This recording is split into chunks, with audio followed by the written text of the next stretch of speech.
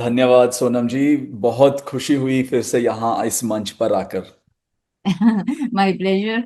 अच्छा अनिल जी, आप हर बार आते हैं एक नए टॉपिक के साथ, और आज का भी जो टॉपिक है बहुत गहन होने वाला है। सबसे पहले मैं आपसे जानना चाहूंगी कि हनुमान जी जो है वो हमें अंदर की दुनिया में लेकर जा रहे हैं, जो कि सबसे जो मेन वर्ल्ड होता है वो इनर वर्ल्ड होता है, हम सब जानते हैं। पर मोस्टली 100 में से 99 पीपल जो है आउटर वर्ल्ड में ही अपनी लाइफ को एग्जिस्ट कर रहे हैं, उसी में चले जाते हैं खत्म करके। इनर वर्ल्ड के लिए आज हनुमान जी ने क्या मैसेज दिया है? तो सोनम जी, जैसे आप जानते हैं कि बहुत कुछ सप्ताह गुजर चुके थे मुझे यहाँ पे वापस आए। तो हनुमान जी ने मुझे फिर से थोड़ा खड़काया कि वापस जाओ और इस मंच पर और एक संदेश दो।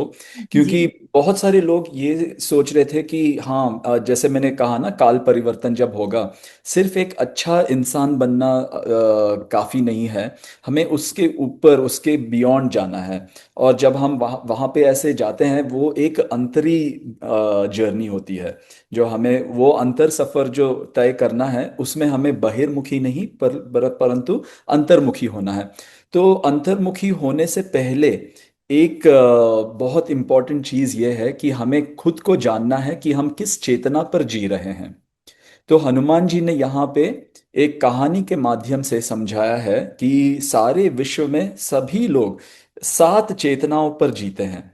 ये सात चेतनाएं क्या है और इनके विलक्षण क्या है जो हम में पाए जाते हैं। अगर हम अंतर्मुखी होके खुद को आईने में देखें, तो हमारे प्रतिबिंब में ये साफ नजर आएगा कि हम किस चेतना पर हैं। तो यही है आज का संदेश है। चलिए शुरू हो जाइए, बहुत प्यारा संदेश लेकर आए हैं, क्योंकि जब तक हम अपनी चेतना की अवस्था को नहीं समझेंगे तब तक हम अपनी आत्म जागृति नहीं कर सकते। आध्यात्मिक पथ पर हमारा तब तक अग्रसर हम नहीं हो पाएंगे जब तक हमें अपना लेवल नहीं पता है। जब तक मेरे अरे को पता होगा कि मैं किस क्लास में हूँ और किस क्लास के लायक हूँ, काबिल हूँ, तभी तो मैं आगे के एग्जाम्स दूंगी ना। तो बिल्कुल प्लीज, सही। प्लीज हमें बताएं आज का मैसेज। तो पहले तो शुरू करते हैं कि ये सात अवस्थाएं हैं क्या। ये सात चेतनाओं की अवस्थाएं हैं। पहले तो निषाद। निषाद में तीन प्रकार के निषाद हैं। निषाद एक निम्न अवस्था के चेतना में जो जी रहे हैं उन्हें कहा जाता है। और ये मान लीजिए कि ये नहीं है कि अगर हमने किसी उच्च अवस्था में चले गए तो हम निम्न अवस्था में गिर नहीं सकते। जैसे जैसे हमारी परिस्थितियां बदलती हैं, उस परिस्थिति के हिसाब पर जैसे हम रेस्पॉन्ड करते हैं, तो हमें खुद को जानना है कि हम किस अवस्था से, किस चेतना से रेस्पॉन्ड कर रहे हैं परिस्थितियों का। तो जैसे हनुमान जी ने कहा कि सात चेतना की अवस्थाएं हैं। तो निम्न अवस्था में है तीन निषाद के टाइप्स। तो पहला पहला है देह निषाद। दूसरा है मन निषाद। तीसरा है विवेक निषाद। और फिर आगे पृथु। तो पृथु की निम्न स्तर पे है संस्कारी पृथु। उसके ऊपर है चित्त पृथु। और उसके उच्च अवस्था में है आत्म पृथु। सबसे जो उच्च स्तर पर, उच्च कोटि की चेतना की अवस्था है, वो है ऋषि की अवस्था। वो जो ऋषि मुनि और संत वहां पे जो जी रहे हैं, जब वो डायरेक्टली संपर्क कर रहे हैं भगवान से, वो है उच्च अवस्था ऋषियों की। पर हम जैसे साधारण मनुष्य, हम सिर्फ इन छह अवस्थाओं में जी रहे हैं। और जैसे हनुमान जी ने यहाँ पे समझाया है कि ऐसा भी हो सकता है कि हम एक क्षण में आत्मपृथु रहें और परिस्थितियां ऐसी हमारे तरफ बदल जाएं और हम आत्मपृथु से देह निषाद तक गिर जाएं। तो ये हमेशा ये एक जर्नी होती है। हमें अपने आप को देखते रहना है कि हम किस अवस्था से इस संसार की ओर देख रहे हैं, किस अवस्था से संसार की परिस्थितियों को हम रिस्पॉन्ड कर रहे हैं। तो आइए समझते हैं ये सात अवस्थाएं क्या है। इसको हनुमान जी ने एक बहुत ही सुंदर कथा के माध्यम से समझाया है। तो कथा में जाने से पहले हम एक प्रिंसिपल ऑफ द यूनिवर्स को समझते हैं। तो आपने तो बहुत लोगों को ये एक संशय होगा अपने हृदय में कि देखिए, ऋषि जो हैं वो शादी क्यों करते थे। वो तो एक उच्च अवस्था में थे, उनको घर बसाने की जरूरत नहीं थी। जी तो जी। उनमें उनमें वो काम भावना की जो था ना, वो सारे वो गुण या अवगुणों पे वो ऑलरेडी उसके ऊपर जा चुके थे, वो उनके परे थे। फिर भी ऐसा क्यों कि ऋषियों ने घर बसाया? तो इसका एक एक बहुत ही गहरा रहस्य यह है कि देखिए, एक शादी में एक गुरु शिष्य का संबंध हो जाता है, क्योंकि एक गुरु शिष्य के संबंध में शिष्य जो है वो संपूर्ण समर्पण करता है गुरु की तरफ, गुरु की चरणों में। तो एक शादी के बंधन में भी एक पत्नी अपनी पति को स्वामी मानकर चलती है। तो ये इससे क्या होता है, तो ऋषियों ने कहा कि हम एक ऋषियों ने इन मानव लोक में जो नियम है, उन नियमों को उन्होंने स्थापित किया कि यहाँ पे लोग ऐसे नियमों के अनुसार जिएंगे। तो ये नियम एक सोसाइटी को स्टेबल करने के लिए था, और वो सब संस्कारों को लेकर आए, और उन्होंने इन संस्कारों को स्थापित किया कि ये सारे संसार में पूरी सोसाइटी ऐसे फंक्शन करेगी। तो उन्होंने ये दिया। फिर पृथुओं ने क्या किया, निषादों से शादी किया। तो उन्होंने कहा कि ऋषि पृथुओं के साथ शादी करेंगे और पृथु निषादों के साथ। इससे क्या होगा कि जो कोई निम्न चेतना अवस्था पर है, वो जो ऊपर अवस्था में पहुंच चुके हैं वो उनको ऊपर उठाएगा, और फिर जो बच्चे उनके पैदा होंगे वो पहले से ही एक उच्च चेतना की अवस्था पे या उस माहौल में ऐसे पले बढ़ेंगे कि उनकी अवस्था सबसे ज्यादा होगी। तो उनको एक ऋषि तक बनने का जो मार्ग है वो आसान हो जाएगा, क्योंकि वे ऑलरेडी एक उच्च अवस्था के माहौल में जी रहे हैं।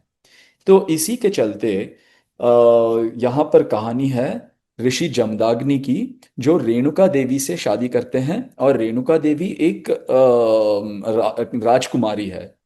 पर वो राजकुमारी होने के बावजूद अपना संपूर्ण सब कुछ छोड़कर ऋषि जमदाग्नि के आश्रम में एक नॉर्मल जो रहते हैं ना वनवासी की तरह वैसे जीती हैं। और उनमें कोई वो ईगो नहीं रहता कि अरे देखो मैं पूरी वो लग्जरी सब छोड़ कर आई। उनको वो खुद स्वयं एक उच्च अवस्था में रहती है, उनकी चेतना ऑलरेडी वहां तक चली गई है। तो इसीलिए ऋषि जमदाग्नि ने रेणुका देवी से शादी करने का फैसला किया था। तो यहाँ पे वो बताते हैं, एक दिन क्या होता है। सॉरी, मैं यहाँ पे देख कर थोड़ा अनुवाद कर रहा हूँ। नो तो क्योंकि प्रॉब्लम। हमारे पास समय कम है, तो मैं हाँ यहाँ हाँ। डायरेक्टली मैं पढ़ूंगा नहीं, तो केवल हम्म। थोड़े जो यहाँ पे प्रसंग हैं उन्हीं को पढ़ूंगा। जी जी। तो एक बार क्या होता है कि ये पूछती हैं रेणुका देवी ऋषि जमदाग्नि से कि ये सारे जो अवस्थाएं हैं उनको मुझे आप थोड़ी और गहरी रूप से समझाइए। तो ऋषि जमदाग्नि बोलते हैं, इसको मैं एक और अच्छी तरीके से समझाऊंगा, चलते हैं जंगल की तरफ। तो दोनों जंगल की तरह ओर निकल पड़ते हैं। और वहां पर एक बेर का ढेर रहता है, बेरों का ढेर। तो वो एक पेड़ के पीछे छुप जाते हैं और फिर देखते हैं कि क्या होने वाला है। तो ऋषि जमदाग्नि बोलते हैं, देवी आप इसको गौर से देखिए, आपको समझ में आ जाएगा जो भी आ रहे हैं। तो वो ऑलरेडी ऋषि जमदाग्नि जो है वो ऑलरेडी इंद्रदेव से संपर्क करके बोलते हैं। इंद्रदेव बोलते हैं कि हाँ ऋषि जी, सब कुछ हो चुका है, सारा इंतजाम हो चुका है। तो अभी एक क्या होता है, पहले एक एक बंदर आता है। तो बंदर क्या करता है, वो बिना देखे बिना समझे एकदम से छटाक से, उसको भूख लगी रहती है, एकदम से छटाक से देखता है और सारे दो तीन बेरों को वो चखता है और फेंक देता है, कि बोलता है कि ये तो बहुत खट्टा है।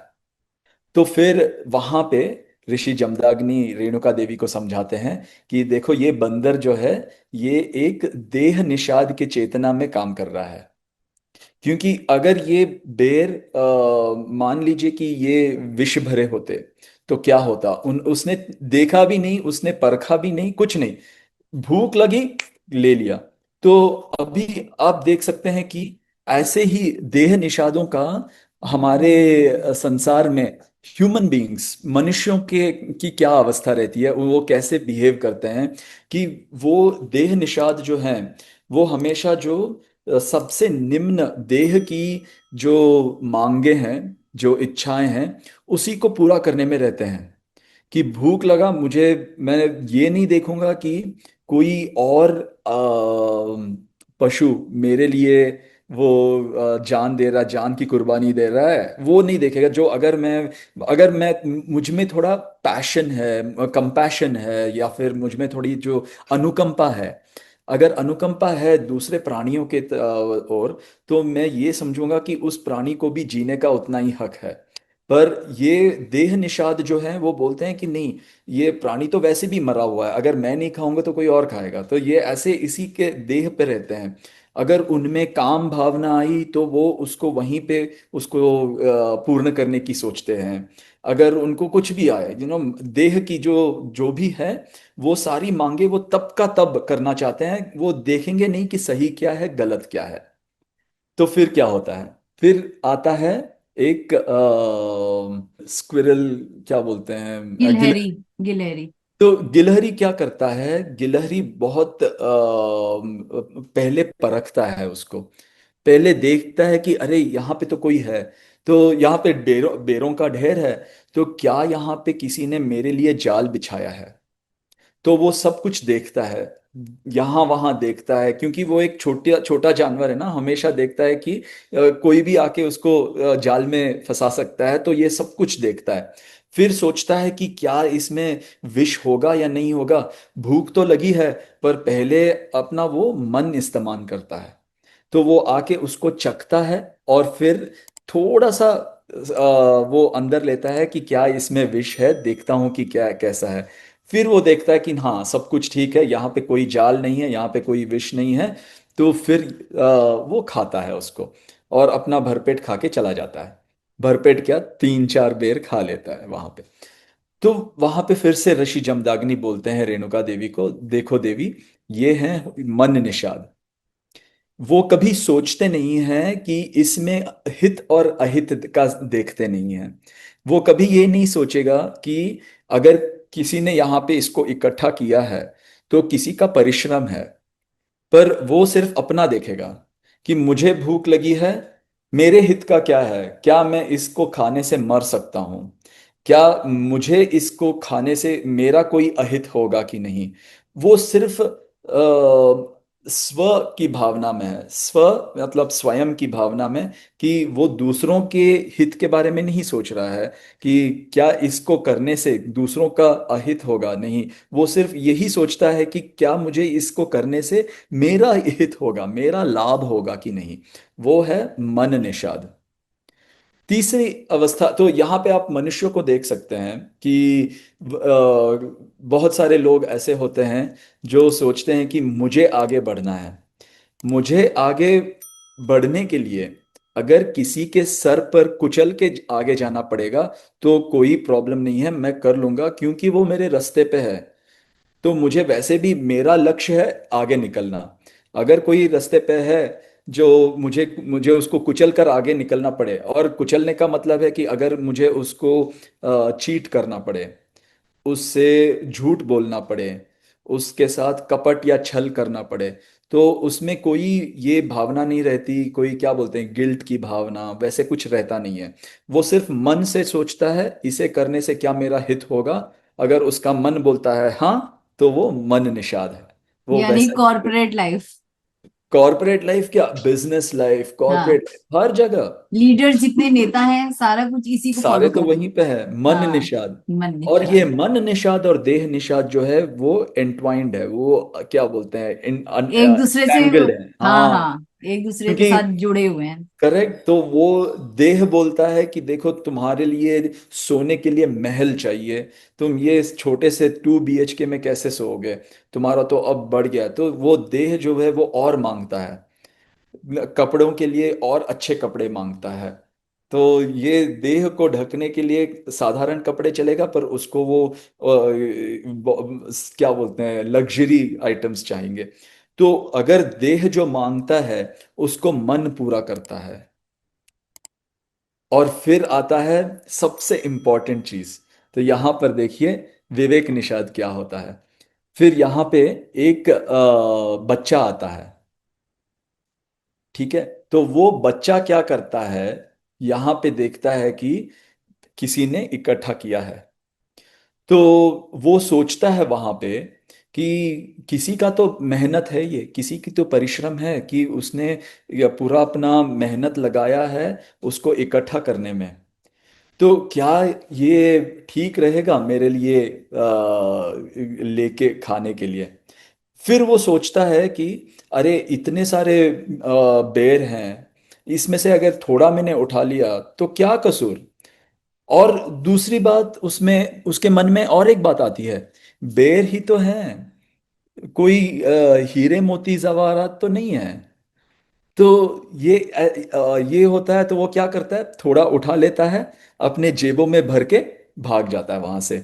तो फिर से ऋषि जमदाग्नि बोलते हैं देवी को, रेणुका देवी जी, देखा आपने, ये होते हैं विवेक निषाद। विवेक निषाद क्या बोलते हैं, मनुष्यों के तात्पर्य में वहां पे विवेक निषाद वो लोग होते हैं जो अपने हित के लिए कोई भी आर्ग्यूमेंट लॉजिक यूज करेंगे, अपने विवेक को वो यूज करेंगे। जैसे मैंने पहले बार कहा था कि मुझे नॉनवेज खाना है, तो मेरे अंदर अनुकंपा है, अरे वो प्राणी को देखो, मैंने मेरे अंदर एक भावना जागी कि देखो जो तुम खा रहे हो वो एक प्राणी पर हुआ अत्याचार है, उसको मारा गया है और उसको पका के तुम्हारे प्लेट में रखा गया है। उसकी भी एक फैमिली है, उसको भी दर्द हुआ होगा, उसको भी बहुत मानसिक दर्द और पीड़ा हुई होगी। ये सब भावनाएं आती है। फिर विवेक क्या करता है, उसको दबा देता है। कैसे दबाता है, बोलता है कि अरे ये तो ऑलरेडी मर गया है, अभी अगर ये मैं नहीं खाऊंगा तो कोई दूसरा खाएगा, ठीक है। और वो बोलता है कि अगर ये मारने वाले को एक एम्प्लॉयमेंट दे रहा है, इसमें कितने सारे लोग एम्प्लॉयड है, तो मेरे खाने से इतने सारे घर बसेंगे, ऐसे सब सोचेगा। तो अनुकंपा की भावना को वो दबा देगा, जो सही चीज है वो उसको दबा देगा।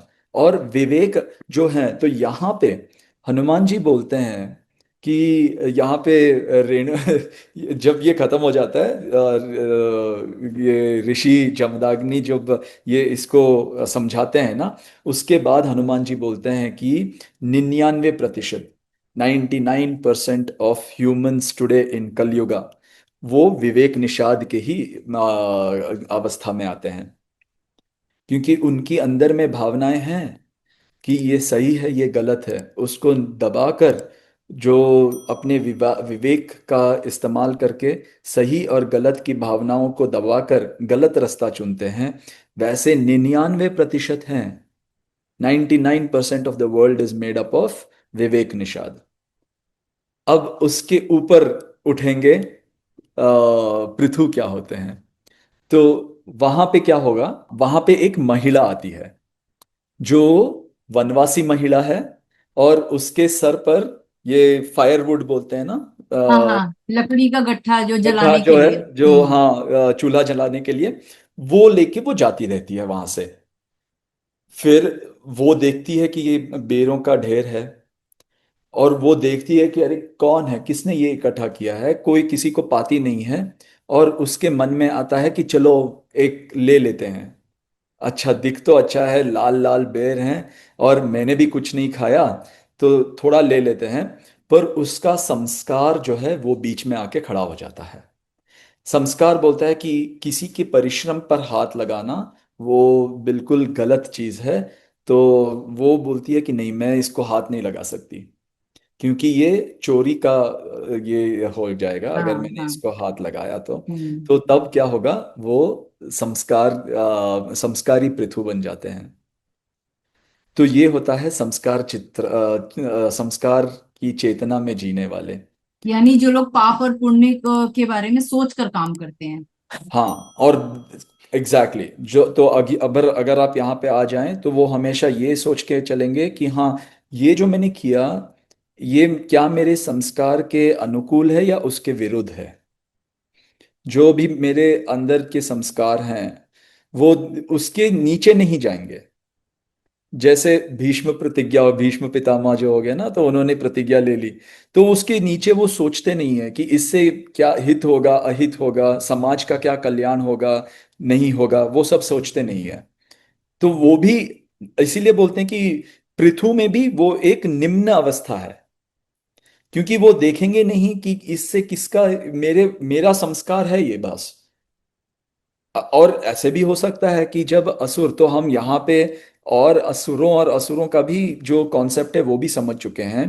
तो असुर जो हैं, ऐसे संस्कारी पृथुओं पर सबसे ज्यादा वार करते हैं। कैसे? उन्हें अपने क्योंकि रास्ते वो से उनको भटकाने के लिए। संस्कार जो है, संस्कार को बदल देते हैं। हाँ।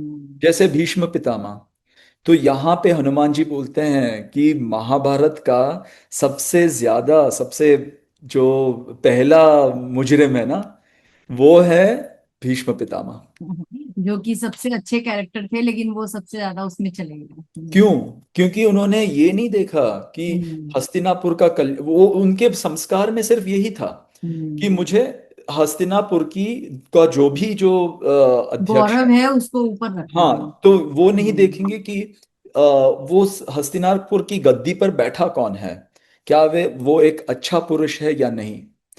तो इसीलिए बहुत बार श्री कृष्ण भगवान जो हैं, उन्होंने इसमें महाभारत के युद्ध में शस्त्र उठाया, ये दिखाने के लिए कि जो हित है, जो जन कल्याण है, जो सबके सबके सबके लिए जो सर्वोपरि जो हम्म। अच्छा चीज है, उसको मैं, आई बिहोल्ड दैट। और उसके लिए अगर मुझे अपना वचन भी तोड़ना पड़े तो वो ठीक है। तो इसी को, इसको दिखाने के लिए, भीष्म को दिखाने के लिए श्री कृष्ण ने अपने सुदर्शन चक्र को उठाया, और फिर उसको देखते ही भीष्म पितामह जो है अपने हाथ जोड़ लेते हैं और बोलते हैं वासुदेव, मुझसे मुझे क्षमा करें। पर वो उसमें श्री कृष्ण भी उनको दिखा रहे हैं कि देखो कि जो तुमने किया था, तो वो समझ जाते हैं, वो जो इशारा था, भीष्म पितामह तब भी समझ जाते हैं कि ये मैंने जो भी किया, जब द्रौपदी वस्त्रहरण हो रहा था तब मैं मौन रहा, क्यों? क्योंकि मेरे संस्कार के वजह से। तो ये छूत और अछूत की तो जो दुष्प्रथा है हमारे समाज में, वो शुरू कहाँ से हुआ? शुरू हुआ था कि जब बहुत सारी डेंजरस डिजीजेस जो थे, तो उनके चलते वो डिजीजेस जब गांवों में आते थे ना, तो वो सबसे पहले किन को अटैक करते थे? जो निम्न काम जो करते थे, जो वहाँ पे जैसे चमार थे या क्लीनर्स थे, उनको अटैक करता था, क्योंकि वो सबसे ज्यादा उनके वल्नरेबल थे। तो उन्होंने कहा कि देखो, अगर तुम गांव से दूर रहो, क्योंकि यहाँ पे जब इलनेसेस या ये जो भी क्या बोलते हैं, डिजीजेस जो भी आते हैं, बीमारियां, महामारी। बीमारियां जो आती हैं, महामारी उन कह ले हम। बीमारियों, महामारी बीमारियां जब आती हैं, तो हमें पता चल जाएगा कि तुम हो, और ये पूरे गांव में नहीं आएगा। तो इसको लेकर ये एक प्रथा बन गई, ये एक शोषण का एक तरीका बन गया, है ना। तो ये हम लोगों ने सोचा नहीं, बाद में इन्हों जो भी समाज आए, उन्होंने उसको अपना लिया कि ये हमारा संस्कार है, कि पर ये एक शोषण का तरीका हो गया उनके लिए। ये हमने सोचा नहीं कि आखिर वो भी तो एक इंसान ही है, हमारी तरह ही है, खून तो उनमें भी वैसे ही है जो हमारा है। तो ये जो है, ये एक प्रथा बन गई, और इस दुष्प्रथा को निकालने में, इसका निवारण करने में अभी तक हम जूझ रहे हैं। पर ये होता है संस्कार के, संस्कार पृथु के जो लक्षण विलक्षण दोनों। ठीक है। और आगे बढ़ते हैं। फिर क्या हुआ? एक चित्त पृथु, यहाँ पे देखिए फिर क्या होता है। यहाँ पे और एक आदमी आता है। आदमी आके देखता है कि वहां पे बेरों का ढेर है। तो वो देख के बोलता है कि अरे हाँ, देखो यहाँ पे बेरों का ढेर है। और वो देखिए इतना अंतर्मुखी है कि वो अपने आप को अंदर देख रहा है कि मेरा जो जीभ है लपलपा रहा है उसको खाने के लिए। फिर वो देखता है कि हाँ, ये मेरा जो मन है, मन अभी सक्रिय हो गया है, क्योंकि मन बोल रहा है कि यहाँ पे कोई जाल होगा, या फिर क्या इसमें विष होगा, क्यों ऐसे किसी ने इसको इकट्ठा किया है। तो वो अंतर्मुखी है, वो देखता रहता है कि हाँ देखो मेरा मन अभी सक्रिय हो गया। फिर उसको उसके मन में ख्याल आता है कि चलो खा ही लेते हैं, क्या फर्क पड़ता है। तो वो बोलता है हाँ देखो अभी मेरा विवेक जो है, वे मेरा विवेक सक्रिय हुआ है। फिर उसके संस्कार बीच में आते हैं, अरे ये तो किसी के परिश्रम का फल है, तो वो मैं कैसे खा सकता हूँ। तो वो अंतर्मुखी होके देख रहा है, और वो मन ही मन वो कुछ कर नहीं रहा है, वो सिर्फ देख रहा है अपने आप को, बोल रहा है कि देखो अब मेरा विवेक जो सॉरी मेरा जो संस्कार है वो ऊपर आ गए। और फिर वो इन सारी चीजों को देख के वो एक वो डिसाइड करता है कि क्या मुझे खाना है नहीं खाना है। बोलता है नहीं, ये किसी की, ये सारी चीजों को वो देख के देख बोलता है कि सही क्या है गलत क्या है, और हित क्या है अहित क्या है। और वो वहां से मुस्कुराकर चल देता है। यानी सेल्फ टॉक के बाद, उसने सारा कुछ करने के हाँ, बाद वो फिर आगे डिसीजन लेता है। तो ये होता है सच्ची सच्चा चित्त पृथु। सो चित्त पृथु कौन है? चित्त पृथु वो है जो संसार में जो भी परिस्थितियां हैं, जो भी कुछ हो रहा है, वो अंतर्मुखी होके अपने आप को देख रहा है कि मेरे अंदर क्या चल रहा है। मैं इसको इसको देख के मेरा रेस्पॉन्स क्या है। मेरा मन देखो अभी सक्रिय हो गया, मेरा विवेक देखो अभी सक्रिय हो गया है। ये सारे अपने आप में जो भी हमारी जो मन की अवस्थाएं हैं, वो सबको वो निकाल निकाल के देख रहा है कि देखो अब क्या है वो, और वो सबको वो तोल भी रहा है। अगर संस्कार आ भी गए बीच में, तो वो नहीं बोल रहा है कि हाँ ये सही है ये गलत नहीं, वो सबको तोल रहा है कि हाँ किसी की, ये वो बस ये नहीं बोल रहा है कि मेरा संस्कार ये बोल रहा है, वो सब कुछ तोल रहा है कि देखो मेरा बॉडी जो है, मेरा देह ये बोल रहा है, मेरा मन ये बोल रहा है, मेरा विवेक ये बोल रहा है, मेरा संस्कार ये बोल रहा है। और सब कुछ देख के वो एक बहुत ही अच्छे निर्णय पर आता है कि मेरा रिस्पॉन्स क्या होना चाहिए इस परिस्थिति को देखकर। अब देखते हैं कि आत्मपृथु कौन है। तो और एक बंदा आता है वहां पे, और वो एक यात्री होता है। तो वो ये जो अच्छा जो ये बंदा पहले आया था ना, वो एक ट्रेडर था, व्यापारी। व्यापारी था। देखिए व्यापारियों में भी एक ऐसा है, वो अंतर्मुखी हो गया है। ये नहीं है कि आप देख सकते हैं कि व्यापारी होने के बावजूद वो उसको उसका धर्म क्या है, बिजनेस करना। तो ये दर्शाता है कि हम अपने का रेगुलर जो काम काज जो है हमारा, उस सब में भी हम अंतर्मुखी होकर अच्छे निर्णय ले सकते हैं। बिल्कुल बिल्कुल ये नहीं सच है है। कि वो एक पुजारी था जो, या फिर कोई ऋषि था, या फिर कोई अध्यात्म में चलने वाला था। वो एक व्यापारी था, पर उसमें एक आत्मा की वृद्धि उसने इस स्तर पर की थी कि वो एक चित्त पृथु की अवस्था में जी रहा था, और वो हम सब कर सकते हैं। और बिल्कुल अभी बिल्कुल। देखिए एक अभी कौन आता है, एक यात्री आता है। जो यात्री जो आता है, वो भी देखता है कि अरे भेड़ों का ढेर है यहाँ पे। तो वो ऐसा करता है ना, वो नीचे बैठ जाता है, और वो मिट्टी को ऐसे हिलाता है, और फिर हंस के ऐसे ऊपर अपने इसको मुंह को हंस के हा हा हा करके हंसकर वो वहां से चला जाता है। देवी रेणुका जो है वो आश्चर्यचकित रहती हैं, और ऋषि की तरफ, अपने स्वामी की तरफ देखती हैं कि ये हुआ क्या, क्या चला उसके मन में। तो जमदाग्नि ऋषि एक मुस्कुराकर बोलते हैं कि ये होता है आत्मपृथु। उसे पता है कि वो जो बेरों का ढेर है वो भी माया है। और वो जो उसने झुककर वो मिट्टी को जो हिलाया ना, तो वो बोलते हैं कि उसको पता है कि द यूनिवर्स यहाँ पे बताया गया, थोड़ा सॉरी मैं मुझे इसको एग्जैक्ट हिंदी का अनुवाद नहीं पता, कोशिश करूंगा। वो बोलते हैं कि the universe is made up of fluid of space on strings of time. Fluid of space क्या है? फ्लूइड ऑफ स्पेस है जो भी हम देख रहे हैं मैटर, वो सब बना है फ्लूइड ऑफ स्पेस से। स्ट्रिंग्स ऑफ टाइम के ऊपर जब ये फ्लूइड ऑफ स्पेस गिरता है तो उसका सृजन होता है। ये सारी सृष्टि जो है वो सब सिर्फ दो चीजों से बना है, fluid of space over strings of time. जब हम जन्म लेते हैं, हमारी आत्मा जो है वो भी एक फ्लूइड ऑफ स्पेस है, और हमारे अंदर 7 स्ट्रिंग्स ऑफ टाइम होते हैं। तो एक माता का 7 स्ट्रिंग्स जब स्प्लिट होता है तो वो एक बच्चे को जन्म देती है। उसके 7 स्ट्रिंग्स जो है वो स्प्लिट होकर 14 जब बन जाती है। तो इसीलिए एक माँ और शिशु का बॉन्डिंग इतना ज्यादा रहता है। किसी भी जानवर के, इसमें प्राणियों में भी आप देख लें तो सिर्फ ह्यूमन बीइंग्स का साथ रहता है, बाकी जानवरों का शायद 4 रहेगा, 5 रहेगा, 6 रहेगा, उनके अवस्था के ऊपर।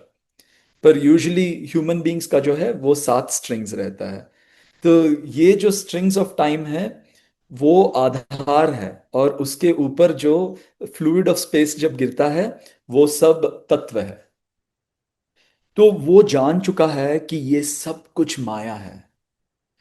तो वो देख रहा है, वो अभी वो उस अवस्था में पहुंच चुका है जब वो अभी देख नहीं रहा, अंतर्मुखी से भी और एक अवस्था है जो अंतर्मुखी होकर होकर उसको उसको वो पार करके वो उस अवस्था में बैठ गया है कि वो देख रहा है कि जो कुछ हो रहा है बाहर की दुनिया में, सब कुछ एक माया ही है। उसको उसके मन में ना उसको खाने का लालच आया, उसका ना संस्कार ऊपर आया कि अरे देखो तुम्हें नहीं खाना है। उसका मन सीधा उस बात पर गया, अरे ये तो सब माया है। और वो झुक कर देखा कि ये तो सब जो भी देख रहा हूं मैं, वहां पे वो स्ट्रिंग्स ऑफ टाइम उसके नीचे है, और उसके ऊपर ये एक माया का एक बेर का ढेर बैठा है। और वो हंस कर चला जाता है। आपको याद होगा, एक एपिसोड में मैंने वो एक ऋषि की कहानी सुनाई थी, जो सब कुछ होने के बावजूद भी कहता है कि ओ अच्छा ऐसा क्या। हाँ हाँ हाँ हाँ, राइट राइट, हमने शायद इससे पहले वाले गलत उस एपिसोड में पर किया था। अब हाँ, हाँ हाँ। गलत इल्जाम लगाया जाता है कि ऐसा हम्म। हुआ तुम्हारे। वो सिर्फ हंसकर बोलता है कि अच्छा ऐसा क्या। तो हाँ। ये जो है ये एक आत्म पृथु पर के लक्षण है। जो जो भी हो रहा है वो देखकर वो बोलता है ओ अच्छा ऐसा क्या। मतलब हे माया, मैं तुम्हारे अधीन हूं, पर मैं तुम्हारे खेल को ये भी देख पा रहा हूं कि तुम कैसे कैसे खेल दिखाती हो मुझे, और कैसे मुझे नचवाती हो। तो इसे तो ऐसे कहेंगे ना अनिल जी की उसने माया पर जीत प्राप्त कर ली है, माया का उस पर कोई इफेक्ट नहीं है। देखिए इफेक्ट नहीं है, हाँ, पर ये भी एक साधन है। इसीलिए ना बाबा हनुमान जी इस इसमें दिखाते हैं कि जो सर्वोच्च इस पर बैठ चुका है, एक ऋषि के पद से भी वो देह निषाद तक गिर सकते हैं। तो ये एक अवस्था जो है ये एक कंटिन्यूअस साधन है। अगर हमने सोचा कि हम आत्मपृथु बन गए, तो माया जो एक ऐसी मायावी चीज है कि ऐसी परिस्थितियां क्रिएट करेंगी कि जब भी, और ये मेरे साथ इतने बार हो चुका है, मेरे साथ ही नहीं, मेरे मंदिर के जो भी भक्त जो भी आते हैं ना, वो भी यही बोलते हैं कि हम सोचते हैं कि हाँ चलिए अभी मैंने अपने गुस्से पे काबू पा लिया, उसी दिन अगले ही दिन एक ही घंटे में कुछ ना कुछ ऐसे होगा कि उनका जो पूरा जो सप्रेस्ड एंगर था वो पूरा निकल के आएगा, और उनको वो दिखा देगा कि भाई तुमने अभी एक कदम भी नहीं रखा, जी तुम्हारी जी। साधना अभी बहुत लंबी बाकी है। हाँ, ये तो सबके साथ होता है, मेरे साथ भी कई बार होता है हाँ, जी। तो ये जो चेतना की अवस्था है वो शायद हमें भ्रमित करती है कि हम एक उच्च अवस्था पे पहुंच चुके हैं। पर अगर हम एक नेक साधक हैं, एक शुद्ध साधक हैं जो सिर्फ साधना की ओर देख रहे हैं और कुछ नहीं, तो माया जो है, ये देखिए माया क्या है। माया पे हमें काबू पाना या माया पर हम माया को वश में करना कर हमारा आध्यात्म का मार्ग है ही नहीं। क्योंकि माया महाविष्णु जी के अधीन है। माया उनका क्रिएशन है। तो वो माया को ऐसे यूज करते हैं, अगर कोई भक्त है जो नारायण को या कोई भी देवता को वो पूजता है, तो वो माया के प्रति एकदम वैसे ही भक्ति भाव को देखेगा, वो माया को भी वर्शिप करेगा, माया को भी भक्ति पूर्वक देखेगा, क्योंकि वो बोलता है कि प्रभु मैं आपकी तरफ आना चाहता हूँ, माया मुझे अनुकूल करेगी जब भी मैं सोचता हूँ कि अच्छा अब मैंने कुछ पा लिया, अब मैंने एक उच्च अवस्था पा लिया, तो आपकी माया ही मुझे दिखा देती है आईने में कि मैं कहाँ तक पहुंचा हूँ। ये वैसे ही हो गया ना नीरज जी की, जैसे एक फल लगा पेड़ पे, ठीक है, वो कच्चा है, और उसे गुरूर हो जाए, घमंड हो जाए उस फल को कि देखो मैं तो सबका सबका पेट भरूंगा, लेकिन कल को आंधी आई, वो टूट कर गिर गया। तो माया जो है ना, वो एक आंधी है जो उसे पकने में, मजबूत होने में, उस फल की मदद करेगी कि तुम अगर मुझसे लड़के हिलकर भिड़कर भी लगे हो, पेड़ पे टिके हुए हो, तब तुम सूरज के ताप से और हवा से तब जाके पकोगे, और तब तुम किसी की भूख मिटाने के काबिल बनोगे। तो हम्म। माया एक्चुअली हमारे को ना, हमारे जीवन में हमें ज्यादा मेच्योर बनाने के लिए आ रही है, इसीलिए शायद हम्म। हमें उसको रिस्पेक्ट देना है, जितना हाँ हमें समझ में। बिल्कुल। और वही होता है जब भी माया आके, माया एक रियलिटी चेक है हाँ, राइट राइट। है ना, कि वो दिखा देती है कि देखो भाई, तुम अगर सोच रहे हो कि तुमने बहुत प्रोग्रेस कर लिया, है ना, वो माया एक सेकंड में निकाल के। और ये पूरा जो रामायण है, हनुमान जी के साथ कितने बार ऐसा हुआ, कितने बार कि वो सोच रहे थे कि देखो बजरंग बली मैं बन गया, एक बार राम जी बोलते हैं कि मेरे भक्त में मैं कभी किसी का एक मात्र भी, कण मात्र भी मैं स्वाभिमान रहने नहीं देता, या ईगो जो बोलते हैं ना, ईगो को क्या बोलते हैं, अभिमान गुरु, बोलिए, अभिमान, गुरूर, कुछ गुरूर। भी, हाँ। हाँ, तो वो मेरे भक्त में मैं कण मात्र का भी नहीं रहने देता, और मैं ऐसी परिस्थितियां उनके भक्तों के आगे डाल दूंगा जिसमें वो देखेंगे कि वो कितने हेल्पलेस, लाचार हैं, और उसी लाचारी में उनको वो समर्पण भाव उनका और गहरा होगा। और जब मैं लिख रहा हूँ मतलब अनुवाद जो कर रहा हूँ सिया सुधी लाए, जो ईशान हाँ हाँ जी हाँ। गुरु जी ने लिखा है, जी जी। उसमें मैं हर पन्ने पे मैं जब मैं लिखता हूँ तो मैं मतलब रो पड़ता हूँ, इतना इतना वो गहरा है कि हनुमान जी ने क्या क्या अनुभव किया, जो उतने इनके इतने गहरे अनुभव थे उसमें सुंदर कांड में, है ना, कि हम सोच भी नहीं सकते उनके। और उनका मन हमेशा हर कदम पर विचार आके उनको देख बुलाता रहेगा, उनको धिक्कारता रहेगा, देखो तुमने क्या सोचा, देखो तुम कहाँ हो। तो वो सब कुछ देखकर बिना किसी प्रतिक्रिया के अपना राम काज करते रहते हैं। वो हनुमान जी जैसे मतलब, मैं क्या कहूँ उनके बारे में आपका ना उनके साथ जितना गहरा प्यार का एक रिश्ता है ना, वो आपकी बातों से, आपके ना एक इमोशन वो अलग दिखते हैं हनुमान जी के प्रति। तो मैं समझ सकती हूँ कि जब आप उसका ये जो ट्रांसलेशन का कार्य आपको क्यों सौंपा गया, क्योंकि कोई भी बुक एक किताब नहीं है, वो एक इमोशन है। हाँ पढ़ने वाले के जहन में वो इतनी मक्खन की तरह उतर जाए, तो वो इमोशन से उसे उतरने में मदद करते हैं। और बिल्कुल। वही इमोशंस आपके जो हनुमान जी के प्रति है ना, वो उन शब्दों को ना शब्द नहीं मोती बना रहे हैं, इसलिए वो उतरेंगे उस किताब के जरिए, वो पढ़ने वाले के मन में उतरेंगे। और मैं भी इंतजार जय करूंगी हनुमान, जय श्री कि राम जितने लोग भी पढ़े ना, सारे हनुमान जी के बस भक्त हो जाएं, आप ही की तरह उनसे प्रेम करने वाले बन जाएं। बिल्कुल। हाँ, अब मतलब मैं, हनुमान जी जो हैं, जो वो खुद इसमें बताते हैं कि मेरी एक जीवन का एक जर्नी रहा, प्रभु श्री राम को मिलने से पहले मैं क्या था और उनको मिलने के बाद मैं कैसे बन गया। तो वो जो डीप उनकी जो भक्ति भावना है ना, अगर एक कण मात्र भी मेरे अंदर उतर जाए तो मैं पता नहीं कहाँ चला जाऊंगा तो वही मैं हाँ। उनसे कभी कभी आग्रह करता रहता हूँ कि सिर्फ आपकी जो भक्ति है उसका कण मात्र मेरे अंदर आ जाए, और कुछ नहीं चाहता मैं। तो यहाँ पे लास्ट अवस्था क्या है, वो है ऋषि की अवस्था।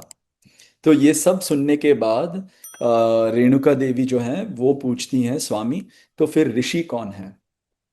तो वहां पे तब वो हंसकर बोलते हैं, ऋषि वो हैं जिन्हें पहले ही पता रहता है कि आगे जो होने वाला जो चीज है वो क्यों वहां पे है और वहां पे मेरे जाने का पर्पस क्या है।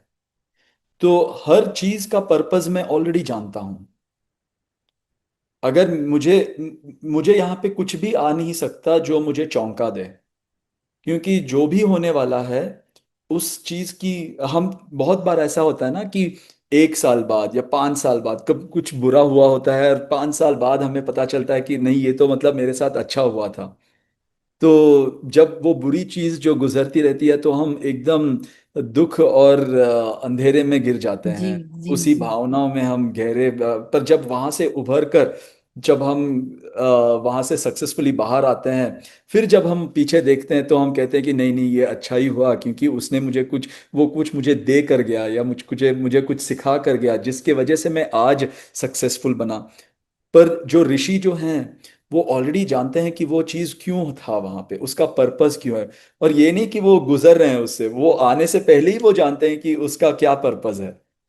तो वो सब सारे परिस्थितियों में वो एक संयमित भावना से रहते हैं, हमेशा संयम बना के, क्योंकि वो ऑलरेडी जानते हैं। सोच लीजिए अगर मैं 5 साल पहले कुछ बुरा चीज हुआ था मेरे साथ और मैं अभी उसको देख रहा हूँ, अभी आप मुझे 5 साल पहले जाकर टाइम ट्रैवल करके मुझे वहां पे बिठा दें, तो क्या मैं वहां पे पूरे वैसे ही उसी भावना और उत्तेजना के साथ क्या मैं वहां पे नहीं प्रतिक्रिया दूंगा? नहीं ना। नहीं, बिल्कुल मेरी नहीं। प्रतिक्रिया कैसी रहेगी? एकदम संयमित रहेगी, क्योंकि हाँ। मैं, पता है मुझे कि 5 साल बाद सब कुछ ठीक हो जाएगा, मुझे कुछ हम्म करने की जरूरत नहीं है। और ये हम्म। कैसे ठीक होगा वो भी मैं जानता हूं। तो फिर मेरी हम्म। प्रतिक्रिया कैसी, मेरी मेरी एकदम, मैं अवस्था। बिल्कुल अवस्था कैसी रहेगी मेरी? ऋषि अवस्था में रहूंगा ना। बिल्कुल वो है बिल्कुल। ऋषि अवस्था। लेकिन मुझे नहीं लगता कि आज के एक भी व्यक्ति के अंदर, एक भी इंसान के अंदर ये क्वालिटी देखने को मिल जाएगी। मुझे लगता है बहुत टफ है ये इस सिचुएशन तक पहुंच पाना। सिद्धों क्योंकि में है। जो जो मुझे लगता है जो हिमालय पे जो योगी तप कर रहे हैं, अगर उनकी उन्हें छोड़ दिया जाए और गृहस्थी, जैसे आप और हम गृहस्थ हैं, इस समाज में रहते हैं, हर रोज हमें जॉब या अपने कोई भी व्यापार या अपने परिवार के जो भी संबंधों को निभाना है, हमारे लिए ये बहुत बड़ा चैलेंज है हम्म। डेली लाइफ में अगर देखा जाए। क्योंकि कहते हैं ना साक्षी दृष्टा भव, तो हम साक्षी दृष्टा नहीं बन पाते। जैसे कि अभी मैं परसों की बात बताऊं, मेरे साथ कुछ हो रहा है तो मैं अपने, आपने एक लाइन बोली थी, उस चीज को मैंने अपने जहन में उतार ली। आपने अपने एक वीडियो में कहा था कि जो ये हो रहा है ये मैं नहीं, ये अनिल कर रहा है, मैं उसको सिर्फ देख रहा हूँ। उसी दिन से ये चीज मैंने अपने ऊपर लागू की कि ये जो कर रही है, ये जो हो रहा है, ये मैं नहीं हूँ। मैं इस शरीर के द्वारा सिर्फ देख रही हूँ, शरीर कर रहा है और शरीर सोनम का है। तो जो अच्छा बुरा है इस शरीर को भुगतना है। मैं तो छोड़ के चली जाऊंगी इस बॉडी को, और मैं इस बॉडी से पहले भी मैं थी और इस बॉडी के बाद भी मैं रहूंगी। साक्षी दृष्टा बनना वो मैं कोशिश कर रही हूँ कई बार, लेकिन मुझे लगता है कि उस अवस्था में पहुंचना अभी बहुत दूर की मंजिल है। आप शायद पहुंच गए हो, मैं तो अभी बहुत पीछे हूँ, मैं कहाँ कोशिश कर नहीं, रही अभी हूँ। नहीं। देखिए एक चीज है कि जब वो हो रहा है मेरे साथ तो मैं हमेशा अंतर्मुखी हो जाता हूँ कि मैं क्या कर रहा हूँ, मेरी भावनाएं कैसी है। हाँ मैं भावनाओं में फिर भी आता हूँ, पर मैं एक, वही एक साधना है कि मैं अंतर्मुखी होता हूँ, बाहरमुखी होता हूँ, अंतर्मुखी होता हूँ, देखता हूँ कि मेरे साथ हो रहा है। हाँ हो रहा है तो मेरी प्रतिक्रिया ऐसी क्यों होनी चाहिए, मैं उसको डिटैच करने की कोशिश करता हूँ, वो फिर से मुझे वापस बुला लेती है। तो ये साधना जो है चलती रहती है। पर ये सब हो रहा है, जब हो रहा है तो मान लीजिए कि पहले, कि जब मुझे बहुत दिन लगते थे या बहुत घंटे लगते थे उससे उभरने के लिए, अभी कुछ शायद 1 घंटे कुछ के अंदर हाँ, या कम हाँ, समय में। वो कम कम समय में लगता है। पर क्योंकि वो, मैं हमेशा अपने आप को अंदर देख रहा हूँ कि मेरे अंदर क्या भावनाएं हो रही है और मेरे अंदर क्यों ये भावनाएं हो रही है। शायद वो जो ऑपोजिट जो पर्सन जो बोल रहा है उसमें भी कुछ सही हो, जो भी मेरे साथ हो रहा है शायद वो किसी अच्छी चीज के लिए हो रही है। तो मैं उसको इनफाइनाइट पॉसिबिलिटी पे दे देता हूँ कि प्रभु मुझे पता नहीं, आप ही संभाल लीजिए। तो ये भी एक भक्त की एक का एक लक्षण है। समर्पण भाव, अब कि हाँ आपने कि सब कुछ प्रभु को समर्पण कर दिया, अच्छा बुरा जो आपको सही लगे आप जाने। बुद्धिहीन तनु जान के सुमिरो पवन कुमार। कुमार। बस। यही, अगर अगर मैं सोचूं कि मुझे, मैं सब कुछ जानता हूं और मैंने जो कहा वही सही है, ये है, तो फिर मैं ईगो में आ जाऊंगा। तो यही है। अब आप समझ गए। इसके ऊपर जो है, ये कहानी जो है ये और आगे बढ़ता है और हमें दिखाता है कि रेणुका देवी जो है, वो रेणुका देवी से यल्लम्मा कैसे बनी। तो देवी यल्लम्मा जो है, वो उनको सब पूछते हैं ना, तो वो उनका वो जो जर्नी था, प्रयाण, वो कैसा था। तो वो वहां पे बताते हैं कि यूजुअली वो कथा के माध्यम से बताया गया है। जब आप सुनेंगी कि ऐसा हुआ, ऋषि परशुराम जी ने आकर उनका सर काट दिया गुस्से में, ऐसा कुछ हुआ नहीं। तो वो एक देवी एक एक ऐसी अवस्था में पहुंच जाती हैं कि उनका एक प्रणाली रहता है, कि वो हम रोज सुबह उठ के वो ये लेके आती है, अब नदी में जाके पानी भर के लेके आती हैं गड्ढे में। और वो जब आती हैं तो ऋषि जमदाग्नि देखते हैं कि वो उस टाइम गड्ढे में पानी नहीं है, पता नहीं क्या आ रही है। तो वो एकदम घबरा जाते हैं कि हुआ क्या, क्या वो एक आत्म पृथु की अवस्था से नीचे गिर गई। और वो एक ऐसी अवस्था में पहुंच चुकी हैं। तो ऋषि जमदग्नि देख रहे हैं इसमें कि वो जब दाएं मुड़ के देखती है ना, तो वहां पर नदी रहता है। और जब वो बाएं मुड़ती है तो नदी बाएं आ जाती है। तो उनकी वो उतनी, मतलब वो जैसे सोच रहे हैं वैसे हो रहा है। तो वो ऋषि जमदग्नि एकदम हाथ जोड़ लेते हैं और बोलते हैं, देवी, आप अभी देवी की अवस्था में पहुंच गए। ऋषि की एक अवस्था के बाद होता है देवता की अवस्था। तो ऋषि जमदग्नि इमीडिएटली उसको पहचान लेते हैं, बोलते हैं कि आप देवी के अवस्था में पहुंच गए। और तब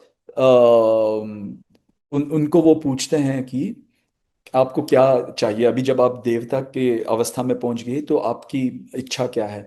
तो बोलती हैं कि मेरी सिर्फ यही मुझे एक कामना है कि मुझे दोनों लोग पूजें। मुझे पृथु भी पूजें पूजें और मुझे निषाद भी पूजें। तो परशुराम जी बोलता है तथास्तु, और उनका सर काट देते हैं। तो उनके दो सर हो जाते हैं। तो एक सर होता है उनका जो पृथु और ऋषि पूजते हैं उनको एक चरम सीमा अवस्था में लेके जाने के लिए। और ये सिंबॉलिक है निषादों के लिए भी। आप देखिए कि देवी यल्लम्मा जो हैं, वो उनके चरणों में बलि दिया जाता है। और आदिवासी वनवासी लोग भी उनको देवी यल्लम्मा, जंगल की देवी बोलते हैं ना, वो भी पूजते हैं। क्योंकि उनकी, वो बोलते हैं कि मैं निषादों के लिए भी एक देवी बनना चाहती हूँ। और उनको बोलना चाहती हूँ कि अगर आप निषाद हैं तब भी आप देवी के अवस्था पर पहुंच सकते हैं। तो इसीलिए ये दो रेणुका देवी जो है, ये एक यल्लम्मा जो है, वो दोनों के लिए है। निषादों के लिए भी जो उच्च अवस्था में है, और सॉरी, पृथुओं के लिए भी जो उच्च अवस्था में है, और निषादों के लिए भी जो निम्न अवस्था में है। तो बोलते हैं कि दोनों क्या का हृदय मुझ में है। तो इसीलिए वो दो हो गए। बहुत बहुत सुंदर मैसेज था। मैं प्रे करती हूँ यल्लम्मा देवी को कि हमें भी ऐसी शक्ति और ऐसी बुद्धि दें ताकि हम भी उच्च अवस्था की तरफ बढ़ें। माया की, हम चारों और माया के एक वर्ल्ड में, जैसे फ्लूइड आपने बताया ना, हम फ्लूइड और टाइम स्पेस वाला जो है, एक्चुअली वही है। चारों और जो फ्लूइड है वो माया का है। टाइम स्पेस यानी हमारी लाइफ, जो हम हर स्टेप चल रहे हैं टाइम में। तो हमें नहीं पता होता कि उस टाइम में उस स्टेप पे हम माया में गिर रहे हैं या हम उच्च अवस्था के लिए उठ रहे हैं। तो बहुत सुंदर मैसेज। और सच कहूं तो कहानियां जो है ना, बचपन से ही जो हमारी नानी दादियों की कहानियां होती थी ना, वो बहुत मीनिंगफुल होती थी। और आज का ये जो मैसेज था कहानियों के साथ आया तो समझने में बहुत इजी भी हुआ और बहुत अंदर तक उतर गया। हम्म। सो बहुत बहुत धन्यवाद, हर बार की तरह जय धन्यवाद। शब्द हनुमान। बहुत कम होता है क्योंकि इतनी गहरी जो ज्ञान है ना, इतना गूढ़ ज्ञान को सिर्फ धन्यवाद कहकर नहीं पूरा किया जा सकता। शब्द कम पड़ जाते हैं लेकिन परमात्मा को भाव पता होता है कि ये बहुत गहरे थे और दिल से निकले थे, ये जो धन्यवाद के शब्द हैं। जय हनुमान, जय जय श्री राम। हनुमान, जय श्री राम।